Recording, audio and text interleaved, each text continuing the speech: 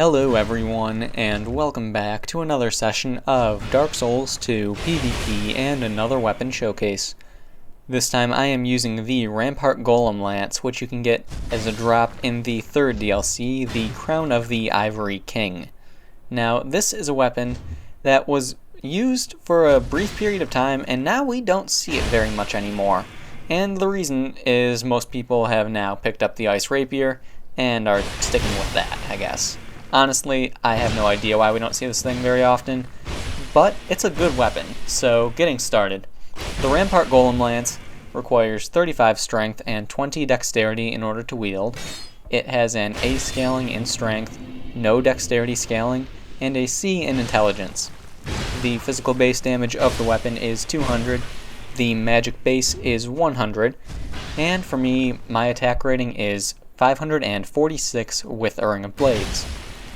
The counter strength of this weapon is 160, poise damage is 35 per hit, and it weighs 16 units.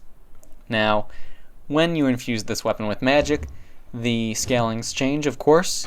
You have your A scaling and strength go down to a B. You don't gain any dexterity scaling because why would you? And your C scaling in intelligence becomes a higher tier of C scaling. So there's that. The base damages change as well, of course, so your physical base will go down to a 167, and your magic base will actually go up a lot, all the way up to 196.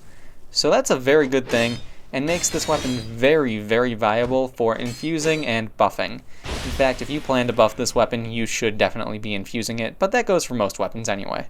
So, moving on. I would say that the biggest pro of this weapon would be the counter strength.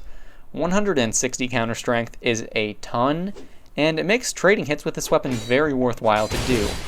Especially considering the fact that you can actually do turtle poking with it, hold your shield up and press R1. That makes for a nice, easy, high damaging hit. And, high damage is relative. You're doing a turtle poke, so it will do less than a standard R1, but it sort of makes up for it with that counter strength, so it is what it is. Now, other pros of the weapon, I would say the moveset's a pro, honestly. It hits multiple times per attack for some attacks, being the running attacks and your R2s, so that's good and a bad. That's a good thing and a bad thing. I personally like that a lot. If you're buffing, then it can really do some damage. It can build up the damage extremely quickly, so there's that. Other pros, you deal chip damage through an enemy's shield. That's always a great thing to have. You can just sort of abuse them through the shield. That little bit of magic damage adds up. You really can't see how much it would do on this guy because he is using Great Magic Barrier, but for the majority of people who don't use that spell, it does good things. Another pro I would say would be the fact that you can just run people down with it, just do those running attacks all day. Yes, they're easy to dodge, but if you have someone who's backing up in a straight line after, say, parry, backstab, when they're standing up, they'll back off in a straight line most of the time. Just run them down. Works very well. Biggest con of the weapon, I would say, would be the stamina drain. So, you use a lot when you use this weapon. You really don't want to start R1 spamming with it because that'll be a very bad thing for you.